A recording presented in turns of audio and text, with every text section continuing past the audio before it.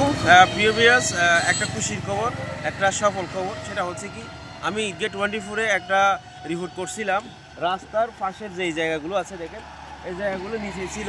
যে ফুটপাতের জায়গাটা, মানুষের হাঁটার জায়গাটা কিন্তু প্রায় 1 হাত থেকে 1.5 হাত নিচে ছিল। কিন্তু এখন আজকে কয়েকদিন ধরে দেখছি যে ইন্ডিয়াতে বিভিন্ন জায়গাতে নিচের যে জায়গাগুলো কিন্তু রাস্তার সাথে সমান করে দিচ্ছে। তো এখন কথা হচ্ছে, এই বিষয়টা নিয়ে কিন্তু আমি অনেক লেখালেখি করেছিলাম এবং অনেক নিউজও করছিলাম। আজকে সেই নিউজের প্রতিফল আমরা এখানে পেতে যাচ্ছি। আশা করি এখানে গাড়ির যে অ্যাক্সিডেন্টের যে মেন টপিক হচ্ছে এটার কারণে চট্টগ্রাম কক্সবাজার সড়কে অনেক ধরনের অ্যাক্সিডেন্ট হয়ে থাকে সাইডে জায়গা না থাকার কারণে। যখন একটা গাড়ি আসে আরেকটা গাড়ি সাইড দিতে গেলে এইখানে কিন্তু সমস্যাগুলো হয়ে থাকে। অর্থাৎ উপরে নিচে জায়গাগুলোর মধ্যে একটা গাড়ি যখন দাঁড়াতে পারে না, হট করে অ্যাক্সিডেন্ট হয়ে যায়, রোডের উপর থেকে এগিয়ে নিচে পড়ে যায়। তো আজকে আমরা যে নিউজের যে প্রতিবেদন আমার ছিল গেট 24, ব্যাপক হারে এটা শেয়ার হয়েছিল, ব্যাপক হারে মানুষ এটা গ্রহণ করছে এই যে রাস্তার উঁচু নিচুর কারণে।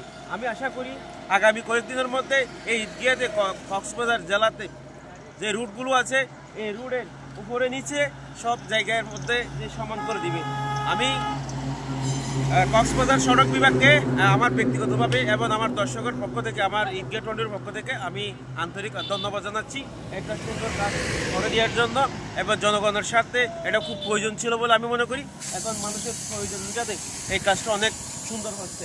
এখানে আমরা দেখতে পাচ্ছি ইতিমধ্যে কক্সবাজার থেকে পর্যন্ত এরকম আলাদা মাটি ভরাট করে রাস্তাগুলো সমান করে দিচ্ছে। আশা করি মানুষ এখন অনেক শান্তভাবে এবং একদম নিরাপদভাবে মানুষ এখান থেকে হাঁটাচলা করতে পারবে। এবং পাশাপাশি অ্যাক্সিডেন্টের যে পরিমাণটা ছিল সেই পরিমাণটাও কিন্তু এখান থেকে কমে যাবে বলে আমি মনে করি। সবাইকে ধন্যবাদ ভিডিও শেখার জন্য।